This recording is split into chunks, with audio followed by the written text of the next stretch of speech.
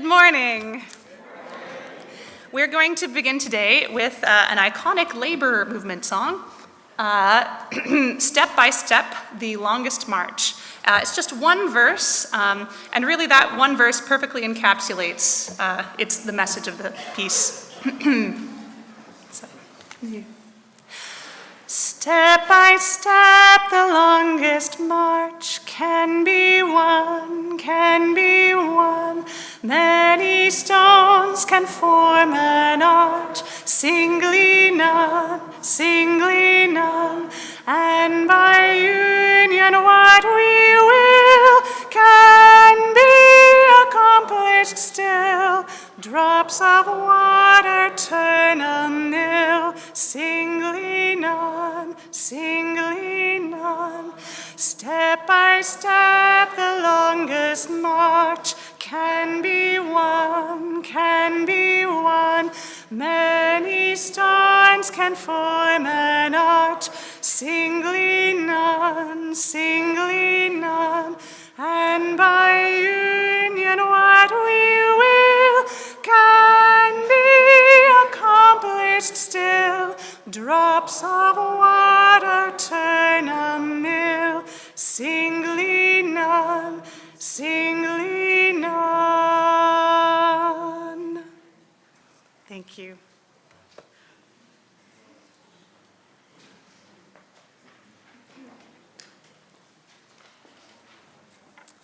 Good morning. Hear me okay? Yeah. I'm Jane Lindsay. My pronouns are she and her, and I am delighted to be a brand new board member. And as that, I get to make the announcements today. I'll begin by saying, the land on which we gather today is the traditional, unsurrendered, and unceded territory of the Algonquin Anishinaabe people, as many of us know. We further acknowledge that Indigenous peoples were the keepers of the land and waters we call Canada since time immemorial, long before colonists forced them to leave their lands, livelihoods, and much of their cultures. The work of reconciliation, of making amends for history and building respectful relationships is a responsibility of all Canadians. We here at FirstU take this responsibility seriously. For example, we have marched as allies and provided some of our facilities and land for use by Indigenous groups. We are committed to ongoing nourishment of meaningful relationships and provision of active support for reconciliation on and beyond FirstU's campus.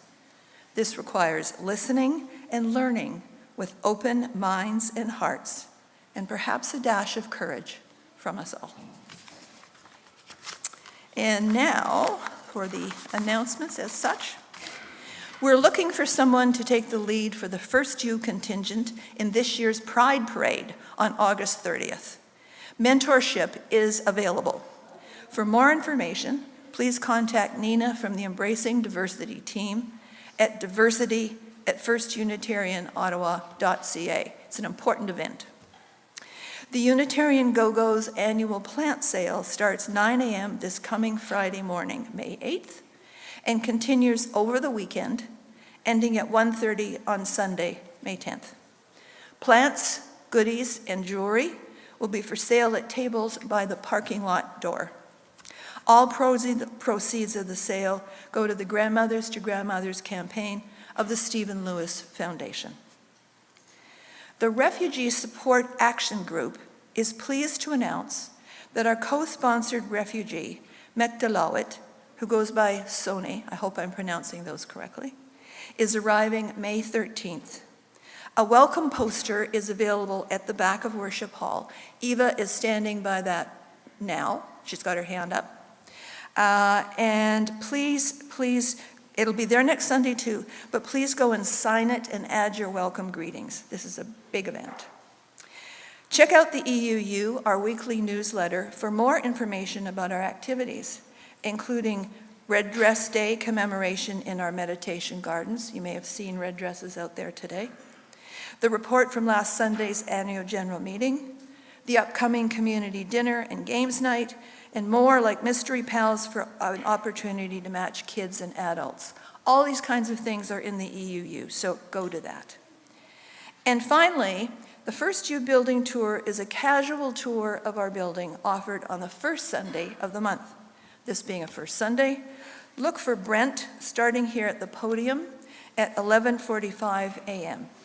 On today's tour, Brent will introduce you to Heaven and Purgatory, which turns out are both in this building. And it's going to be a quiz that you know what those are. And now I'd like to ask Donna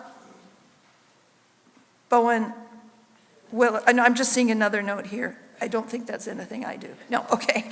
I'm going to ask Donna Bowen-Willer to come up to make a short announcement from the Environmental Action Group.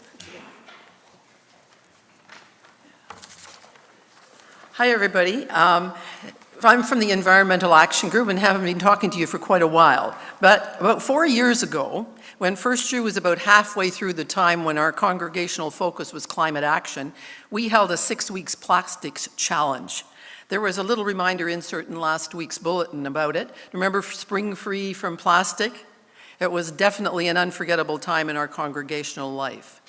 Well, the EAG thought what better way to mark Beltane or May Day or this coming of spring or whatever you wish to call it than with a plastics challenge, a follow-up one, which we have dubbed Spring Free from Plastic 26. Now back in 22, we were all pretty familiar with the 3 R's of waste management: reduce, reuse, and recycle, and we recognized that to make a true impact, the most important of these was reduce. But after our evaluation of learning at the end of our challenge, we added 2 more R's, which would help us to further reduce our plastic use. Rethink, do I really need to buy this? Or refuse, no more plastic. And this year, we have added a 6th R, replace, to help us reduce our plastic accumulation. So the idea is to replace needed items which are of plastic with something more ecologically friendly. So with that in mind, over the month of May, starting today, we'll have a table set up in Fellowship Hall after the service, and we ask you to bring and share things or ideas or items, pictures of items, which you have found to successfully replace many of the plastics in your lives. And we've brought a bunch there that you can see today, and there will be more. So come visit our table, bring your suggestions, see what others have brought, and join us in conversation. And put your names on the list so that we can return them. And either I or Susan or Judith will be there to help out. Okay, thanks a lot.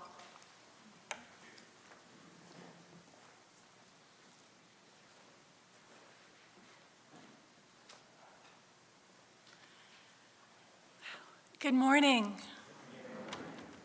I'm the Reverend Lara Cowton. My pronouns are she and her.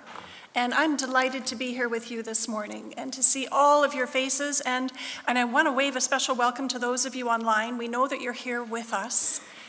And I invite you to greet each other in the chat. You have access to the chat. And you can chat in ways that folks in the room can't while we're talking here. Do that. Say hi. And if you are in a different land, and you can acknowledge the land that you are on, share that in the chat as well. I'm joined here on the chancel this morning by our worship associate, Paul Julian, and our music director, Jen Burnson, and choir. We have choir. And I also wanted just to give a shout out to all of the people who work behind the scenes to make these services happen. Today has a lot of moving parts. We have guest speakers, many of them, and they will be introduced to you a little bit later. And if this is your first time here, at the First Unitarian Congregation of Ottawa, I want to extend a very special welcome to you and invite you to stop by the welcome table and join us in the fellowship hall after, carrying a green mug so people know that you'll be welcoming a conversation and they can introduce themselves. Or in this room here off the side, which is a conversation meeting for anybody who wants to just talk about what happened in the service, what it brought up for you. This is an open conversation group in this side room. So if you're joining us online, we're glad you're here with us. And here in the sanctuary, greetings and welcome to you, whoever you are, of any heritage or faith, of any culture or race, of any gender orientation, in any body, and however you choose to express your love in the world. You are welcome in this space today. May this community be a place that helps you to find and keep your balance in this sometimes chaotic world of ours, and a place that helps you to live a life of integrity, service, and joy. I want to extend a special welcome also to our special guests and mention that it is thanks to the Justice and Equity Action Group that we have this service this morning with our guests from Multifaith Housing Initiative. The GEAG, the Justice Equity Action Group, has been working very, very long time through this congregation to extend our values and principles into the world by supporting housing initiatives on our very own campus. And so I just wanted to raise a thank you to Lisa Sharp and to Maury Prevost and to Rhea Hainan, who also did a lot of work on this in the past. And this is the reason that we're here today doing the work that we're doing on this campus and with our guest speakers. And this is how we are beginning to explore our May theme, liberating love. We think about what liberation means, what love means, and what liberating love means to all of us. And we do that in service together. With that, I invite you to rise and join in singing our opening hymn, Building a New Way. It's number 1017 in the teal hymnal, and the lyrics will also be above you on the screen.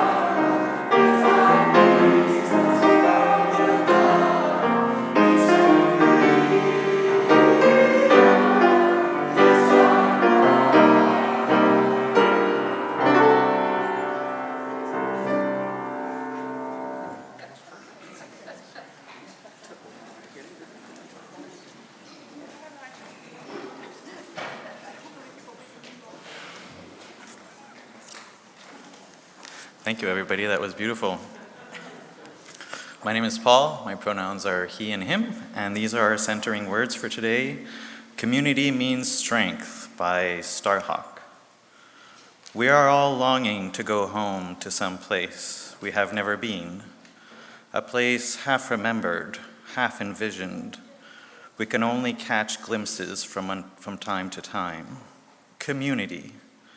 Somewhere there are people to whom we can speak with passion without having the words to catch in our throat. Somewhere a circle of hands will open to receive us. Eyes will light up as we enter. Voices will celebrate us whenever we come into our own power. Community means strength that joins our strength to do the work that needs to be done. Arms to hold us when we falter, a circle of healing, a circle of friends, somewhere where we can be free. Would somebody like to come up and help me light the chalice?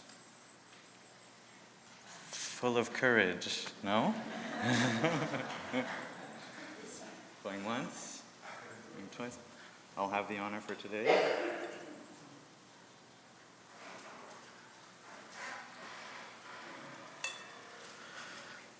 We light our chalice as a symbol of our faith, the light of truth, and the warmth of love. We'll sing our chalice song.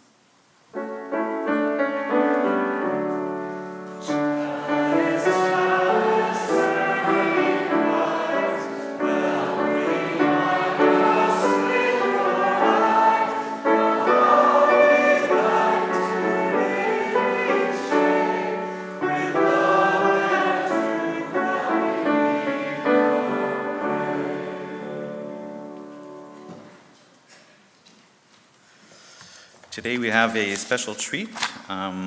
For Time of All Ages, we have the book, where is it? This Home for Margaret, pardon me, by Denise Davey, and she is here to read it to us, so I will just introduce her.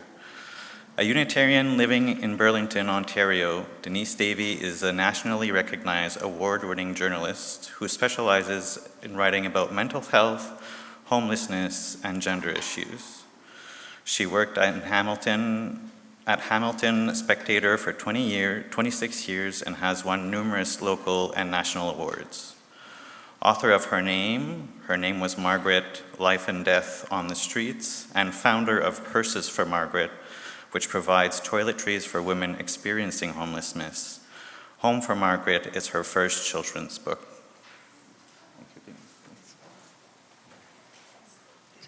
Test, this is working okay? Anybody young at heart or children who want to come down?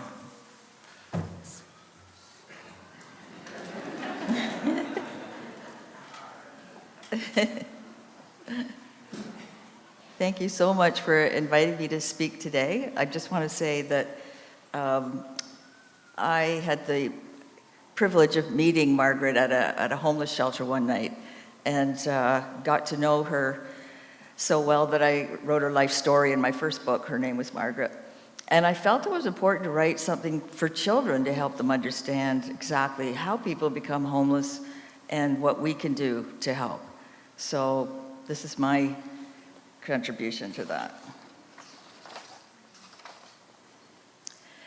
Emma loves going on hikes to Cherry Hill Forest with her mom. Today the snow covers the ground like a sparkling white blanket.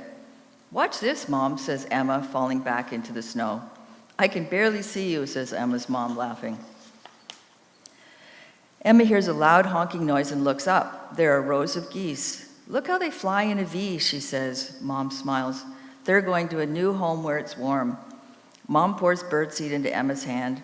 A gray and black chickadee lands on her finger. Emma watches the bird fly off. Suddenly, she spots something blue in the forest. "I'm going exploring," Emma yells to her mom as she runs off. Emma spots a blue tent that's shaped like an igloo. It looks like one of the tents at the park near her home. Emma's mom says the people in those tents have nowhere else to go. Suddenly, a woman climbs out of the tent. Emma jumps back. The woman looks over. Her nose and cheeks are bright red. She looks tired. "Hello," says Emma. The woman doesn't answer. "Hi," says Emma louder. "My name's Emma. What's yours?" The woman puts her hand to her chest. "I'm Margaret," she says in a low, raspy voice. Mom arrives and looks surprised to see Margaret. "Oh, hello," she says. "Mom, this is Margaret," says Emma. She turns to Margaret. "Why are you out here?" Margaret frowns. "I live here," she says. "Don't you get cold?" asks Emma. "Yes," says Margaret as she pulls her coat tight. "The snow came too early this year." "Well, I hope we aren't bothering you," says Mom. Margaret shuffles back into her tent. On the way back, Emma asks her mom why some people don't have a home. Emma's mom is a social worker. She helps people. Some people have lost their jobs. Some people have health problems. No one chooses to be homeless, says Emma's mom. "Well, isn't there any place for Margaret to go?" asks Emma. "I'll ask around," says Mom. When they get home, Mom calls several shelters, but all their beds are full. No one can help. They don't even have enough staff to go and check on her, says Mom. "Mom, did Margaret look cold to you?" asks Emma. She thinks for a moment, then runs and gets her coin jar. She shakes it out until several coins tumble out. The next day, Emma buys a red scarf with matching mittens and hat. She puts them into a bag along with oranges, apples, and blueberry muffins. Mom fills another bag with bottles of water and blankets, and they head to the forest. When they get there, Margaret's sitting by the tent. "Margaret," Emma calls out, "this is for you." Margaret looks inside the bag and smiles gently. "Thank you," she whispers. On Christmas Day, Emma and her mom take Margaret a warm coat and a plate filled with turkey, potatoes, and cranberry sauce. "Why don't you go to a shelter?" Emma asks Margaret. "There were too many people," says Margaret. "It was so loud that I was afraid to go back."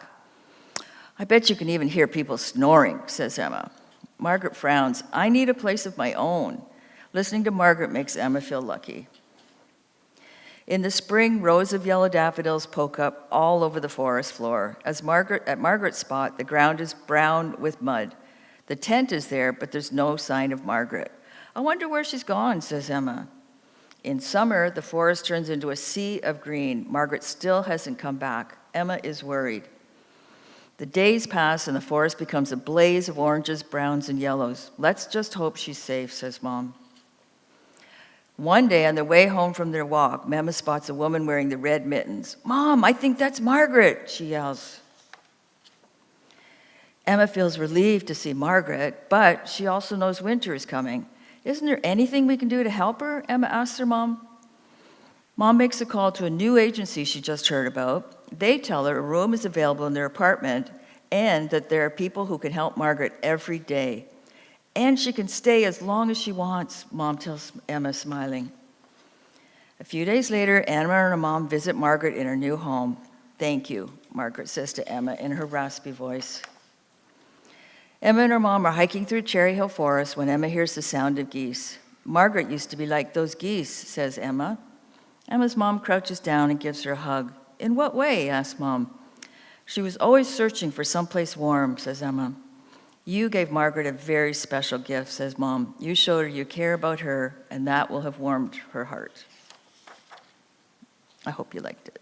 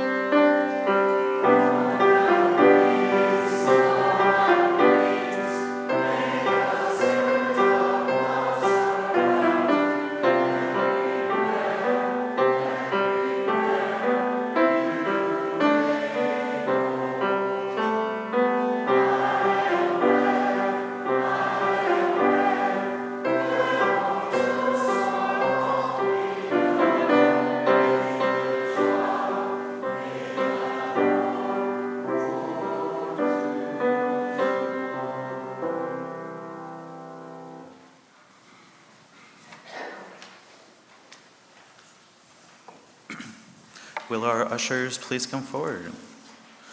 Thank you. The offerings collected each Sunday help us to live into our values within this congregation and in supporting many good works beyond our walls. We know that we are bound up with each other and our partners in the world, and that generosity is an expression of our faith. This month, our Sunday collections, unless marked towards your pledge, will be split with our community partner, Flaming Chalice International, a Canadian charity working with refugees in East Africa and supporting community development in Burundi. Flaming Chalice International was founded by FirstU affiliated community minister Mimbutsa Nadimama, formerly known to many as Fulgence, whose ministry is rooted in working with refugees, strengthening communities, and nurturing Unitarian Universalist connections across Burundi and in the wider region. Their work includes education initiatives like the Brilliant Minds program, which supports students from low-income families, as well as tuition support for university students. They have also helped build and sustain the Maria Community Center, a welcoming, non-sectarian space where locals gather to name challenges, develop solutions, and shape their own futures. More recently, FCI has begun supporting teen mothers with financial literacy, practical skills, and small business opportunities that uphold both dignity and safety. Our congregation has been part of this work over many years through donations, collections, and sponsorship. Today, we continue that partnership. If you have a smartphone ready, you can use the QR code on the screen or the back of the order of service to make an online donation. As you give, know that your generosity supports community-led change, fostering resilience, opportunity, and hope. May the work of our hands and the generosity of our hearts be given in gratitude this day.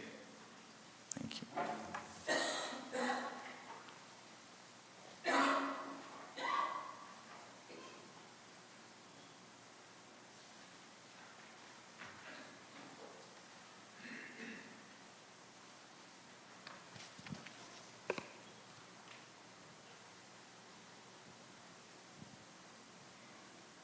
Each time that we gather for worship, we set aside a moment to expand the caring ministry of this congregation.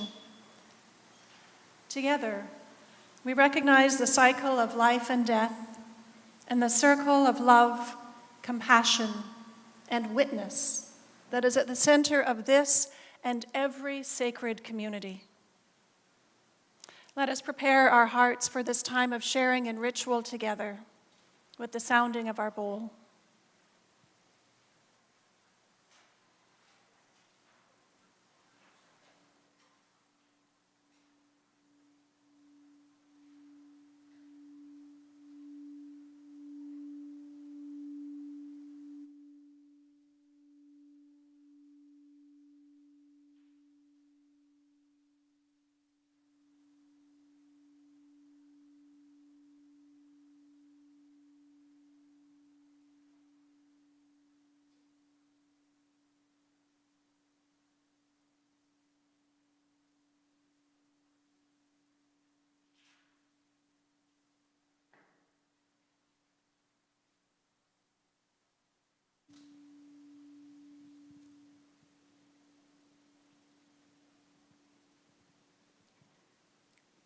On any given day, those among us are carrying in our hearts joys and sorrows and celebrations and concerns from the larger world community, and there are so many, and also from our own tender places.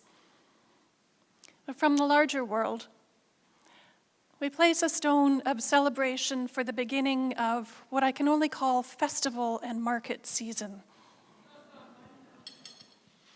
After encountering the traffic getting here and all the closed roads, it's wonderful to see this rebirth of summer. Today we also place stone in recognition and remembrance as May 5th, the National Day of Awareness for Missing and Murdered Indigenous Women and Girls and 2S LGBTQI+ people. Our gardens are hung with red dresses in remembrance. We join in solidarity with the families and communities who continue in the pursuit of justice and healing and change as we honor the stolen lives of the sisters, the mothers, the daughters, the friends.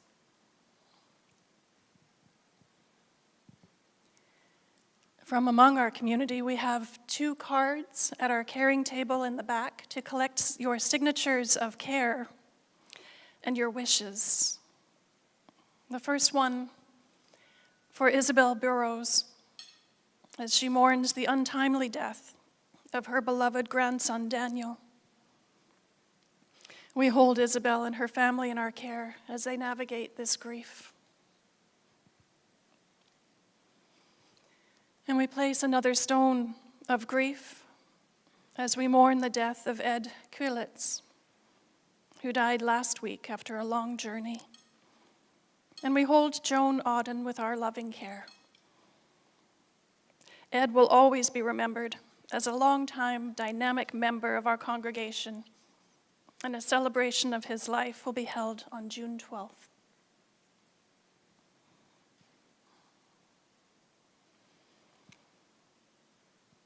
I invite you now to come forward as you feel so moved and share through the dropping of a stone into our community waters what you're carrying on your heart, joys and sorrows, concerns and celebrations, that the ripples may move through us and be held in community.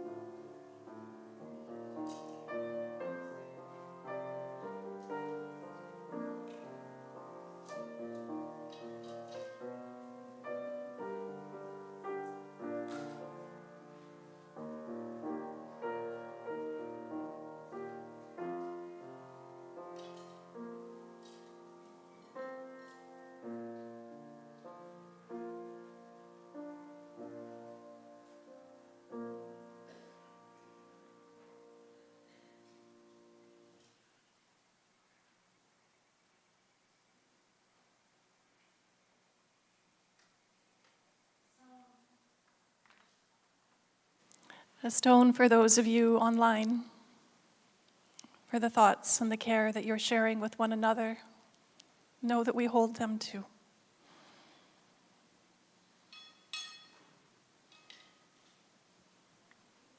And a final stone for all of those joys and sorrows that may remain unformed in word or silent in your hearts.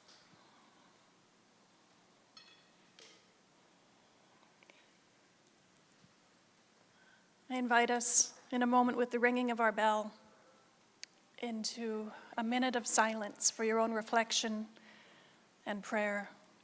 and to hold what has been shared today.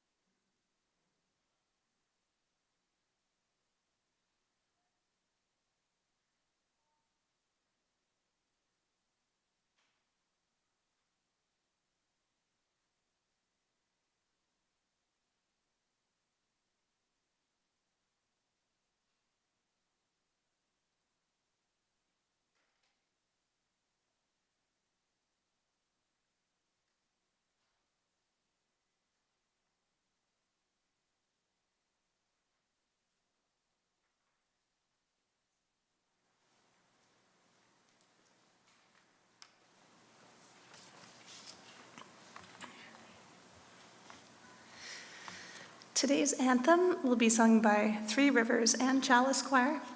The piece is North by the band Sleeping at Last. In this song, which is about finding a place to call home, you'll hear us singing about bread, salt, and wine a few times. And this is a traditional housewarming gift. The bread symbolizes sustenance and hospitality and the wish the household never experience hunger. The salt represents flavor, spice, and long-lasting friendship. And the wine, prosperity, joy, and hope for a life of good cheer. The last words of the song talk about having the right to call a place home. So we sing it today at the hope that, or acknowledging that that is a right that people have for shelter and for sustenance and for a place of belonging and safety.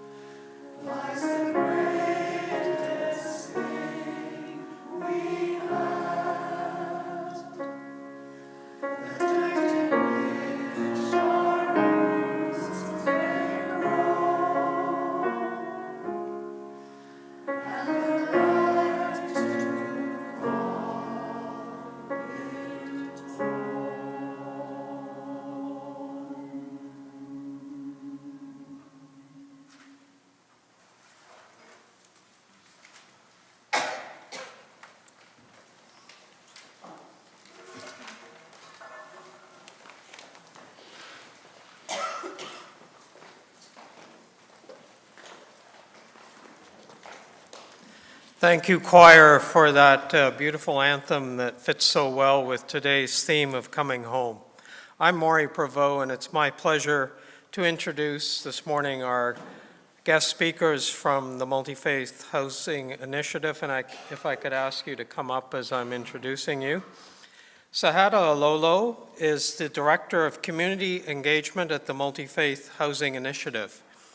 In her previous role as Director for the Ottawa Guiding Council for Mental Health and Addiction Secretariat, she co-led the development of a new mental health and addiction crisis response system in Ottawa. Sahada has held significant positions, including co-chair of the Community Equity Council of the Ottawa Police Service, a member of the City of Ottawa Anti-Racism Advisory Table, and a board member of the Snowsuit Fund. She is also the president of the Ottawa Muslim Women's Organization and an executive member of the African Canadian Association of Ottawa. Sahada earned her bachelor's degree in English language and comparative religious studies from the University of Cape Coast in Ghana. She also holds a Master of Science degree in nonprofit management and a doctorate in educational leadership from Creighton University, USA. Sheldon Leong.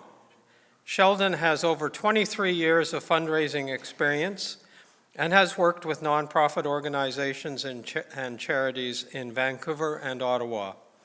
Throughout his career, he has successfully raised funds to support child health, the environment, post-secondary education, international development, the arts, and affordable housing.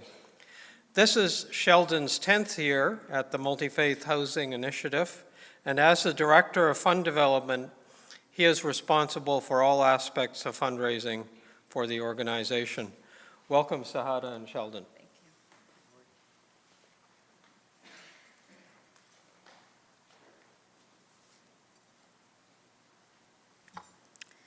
Thank you so much for the kind introduction. Good morning to you all. So today we are here to talk about what coming home actually means. And for us and the work that we do, when we think about home, it is not just a place. It is home where you feel love, where you feel safe, where you are seen, where you belong. And for most of us, it is where we can actually excel. When I first came to Canada, I think I was a bit naive. I arrived with so much hope, just like many newcomers. And most people come to Canada not out of choice, not because they wanted to leave their homes behind, but sometimes they are forced to make the choice because where they are coming from is no longer safe. Fortunately for me, that was not the case. I happened to find someone that I love and who happened to be nowhere else but in Ottawa. I don't know how I ended here in this cold city, but when I came, for so many years, I did not unpack because I thought I would not survive here. But here I am 26 years later.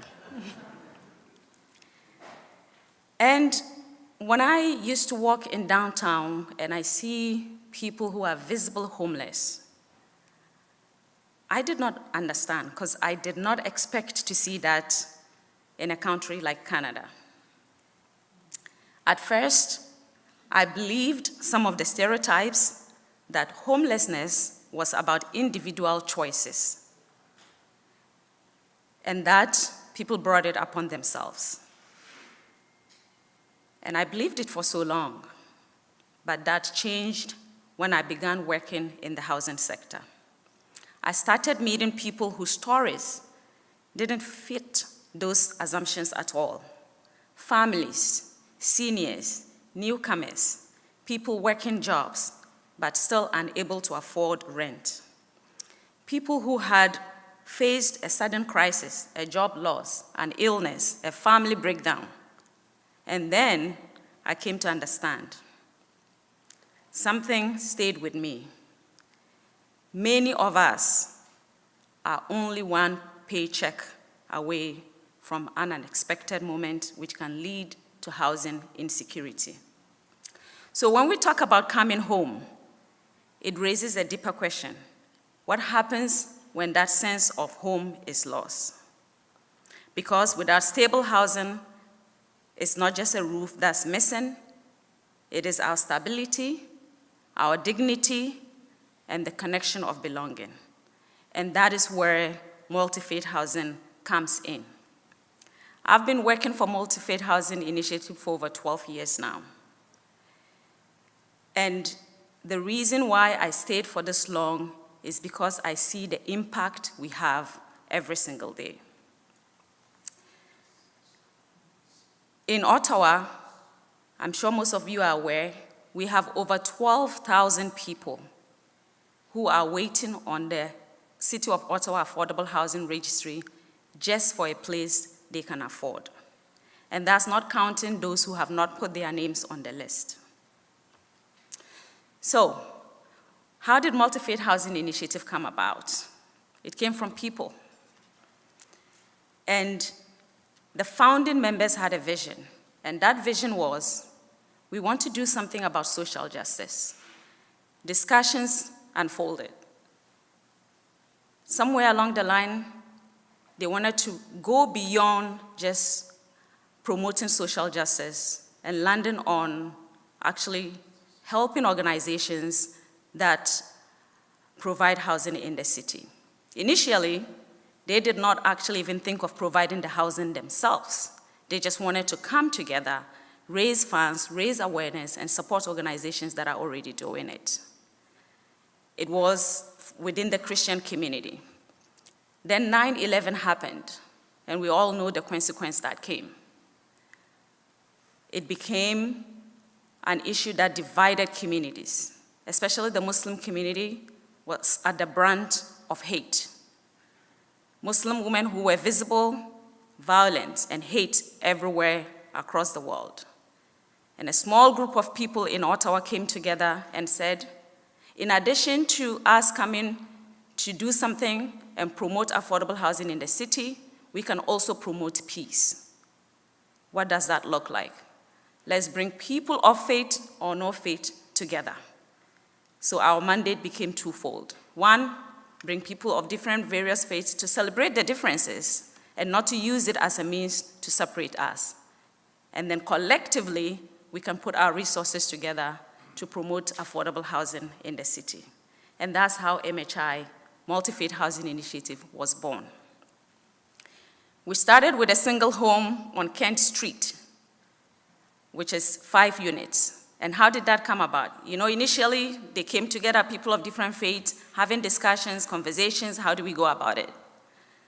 Someone within that group, actually a couple, inherited a large sum of money. And they came to the group and said, we've been talking about this for a while now. This is time for us to actually put it into action. We have just come into this big amount of money. We don't need it immediately. We can give it to this organization and let's start providing homes. And that's when we took the money, the founding fathers took the money with no experience in housing, but here we are today. And we bought our very first home, which was on Kent Street. And literally, we housed people straight from the street. Not only did we house them, but we also had wraparound supports to make sure that they are not only housed, here's your key and go into your unit. No, we wanted to be there and support them so they can have housing success. As we know, the need keeps growing. MHI did not stop there. We increased our stock with 2 more units, 26 units, which was right in Vanier on Blake Boulevard. Then we bought 10 units in a condo building on Somerset Street. It's called Somerset Gardens.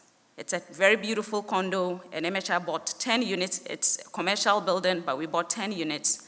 And at the time, we mostly rented it to seniors who had retired and were on low income and could otherwise not afford to live in downtown in such a beautiful condo. We had these 3 units and we sat there for a very, very long time. All this while that I'm talking about, mostly managed by the committees and volunteers from the various faith communities. Somewhere along the line, we came along, Sheldon, myself, and our previous executive director 10 years ago, and we wanted to grow the organization.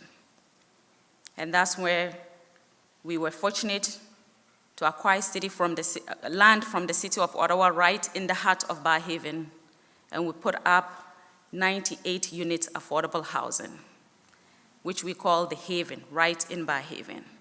And I have to tell you, when we were going to build it, residents of Barrhaven resisted it.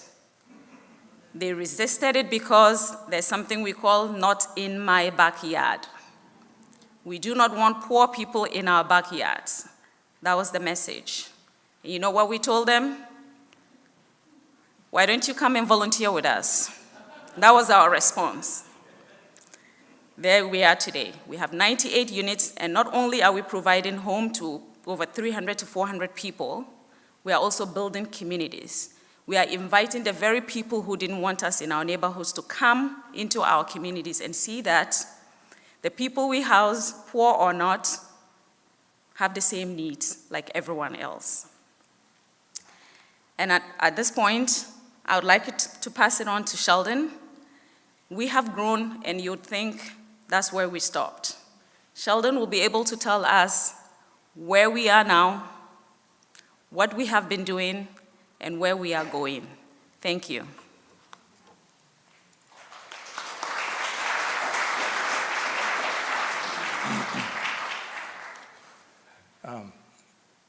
Before I pick up where Sahada left off, I'll say a little bit in terms of where my home is. I was born in Malaysia, in Kuala Lumpur, and I lived there for 14 years before we moved to Canada in 1988.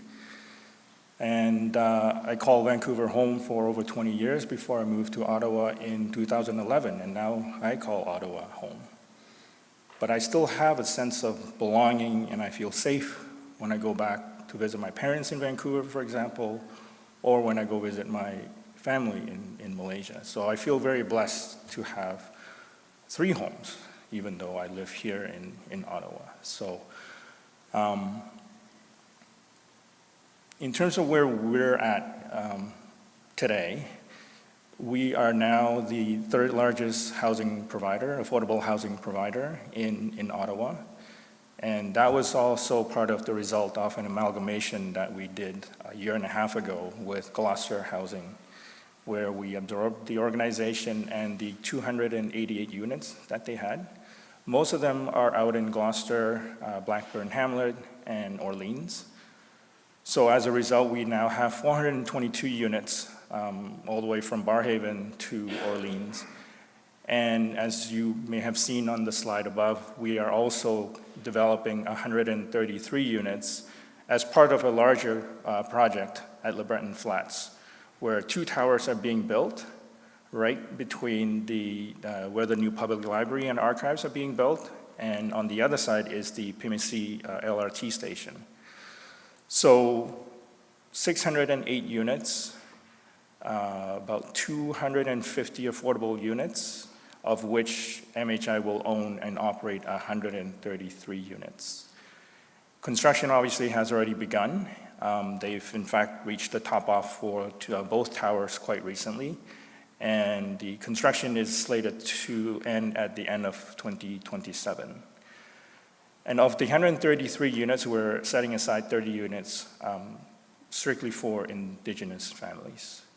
And we will be working with the Ottawa Aboriginal Council, along with other housing providers, to determine who will move in. But some of the other priority populations would also include, for example, veterans, the elderly, single parents, refugee families, and adults with cognitive disabilities as well. So we're excited in terms of where we're going. Obviously, it's driven by the need, as Sahada mentioned. There's 12,000 households waiting for affordable housing in the city. So driven by need, by going back to how this service started with Jen and the song talking about every single step and working together, this is how we've come to this point, is taking individual steps, for example, buying our first house at the corner of Canton and Gloucester, and also working with all our members, 70 plus members, together to make, whether it's funding, volunteer, all of it that makes MHI who we are. And I invite you to come out to join us at the upcoming Tulipetanu event, where we fundraise to provide rent subsidies for over 1,500 of our tenants. It's taking place at the Commissioners Park across from Dow's Lake. That's happening on Sunday, May 24th from 2:30 to 4:30. So I encourage you to come out. And I'll end by saying thank you so much for this opportunity to come to a very special service today. Thank you.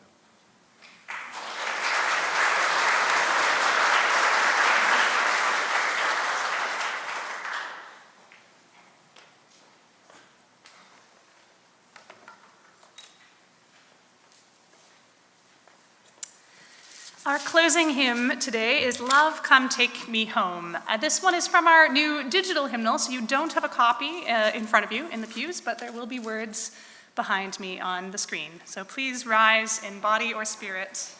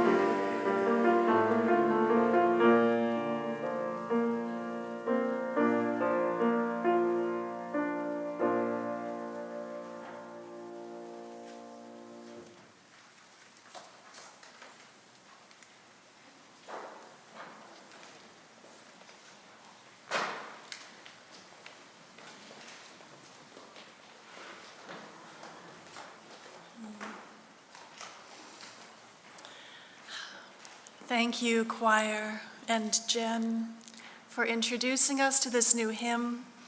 I look forward to getting to know that one better. Yeah, it's so beautiful.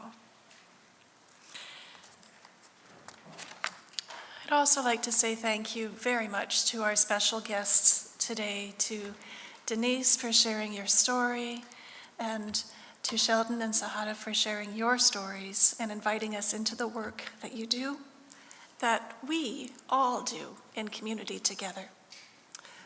It's inspiring, and it's a reminder that the work that FirstU is embarking on is needed, is worthwhile, is challenging, and that we do it in collaboration. So thank you. In benediction, to send us off into this day to hold what we have heard and shared with us this morning, we return to where we began this morning with words from Starhawk. Community means strength that joins our strength to do the work that needs to be done. Arms to hold us when we falter, a circle of healing, a circle of friends, some place where we can be free.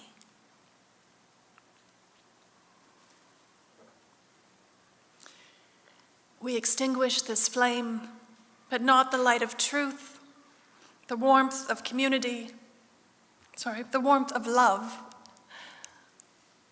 and the fire, brilliance, and strength of community. These we carry in our hearts until we meet again.